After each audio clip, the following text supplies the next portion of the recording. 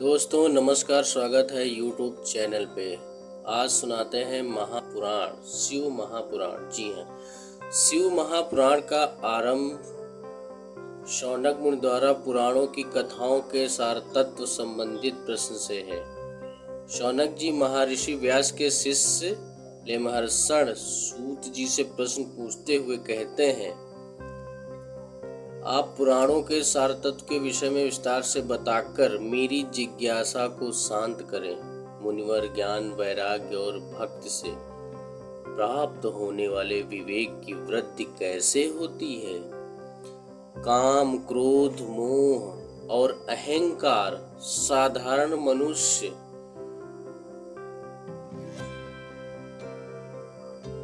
साधु पुरुष किस प्रकार कर सकते हैं?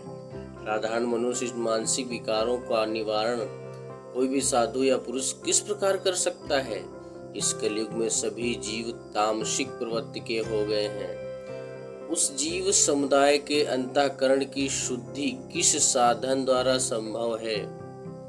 मुनिवर, मुझे कोई ऐसी सात्विक साधन बताइए जो कल्याणकारी वस्तुओं में सबसे उत्कृष्ट एवं परम मंगलकारी हो।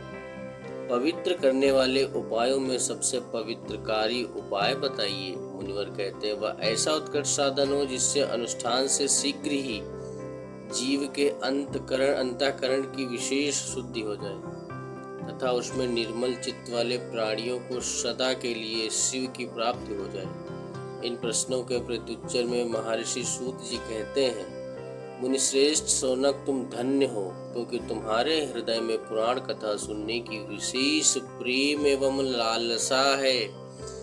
इसलिए मैं शुद्ध बुद्धि से विचार कर तुमसे परम उत्तम शास्त्र का वर्णन करता हूँ। शिव पुराण संपूर्ण शास्त्रों के सिद्धांत से संपन्न, भक्ति प्रेम को बढ़ाने वाला एवं शिव जी को संतुष्ट करने वाला साधन है।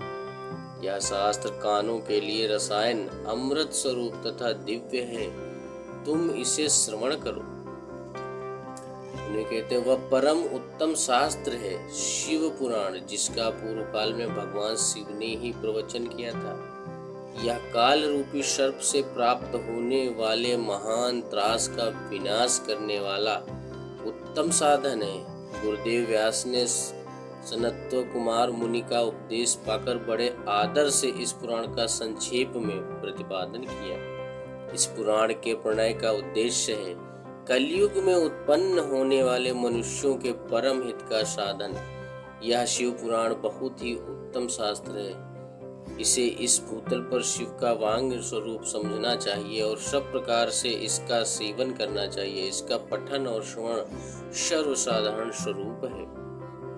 इसे शिव भक्ति पाकर चेष्टम स्थितियों में पहुंचा हुआ मनुष्य शीघ्र ही शिव पद को प्राप्त कर लेता है। इसलिए संपूर्ण यत्न करके मनुष्यों ने इस पुराण को पढ़ने की इच्छा की है अथवा इसके अध्ययन को अभीष्ट साधन माना है। इसी तरह इसका प्रेम पूर्वक श्रवण भी संपूर्ण मनोवांछित फलों को देने वाला है।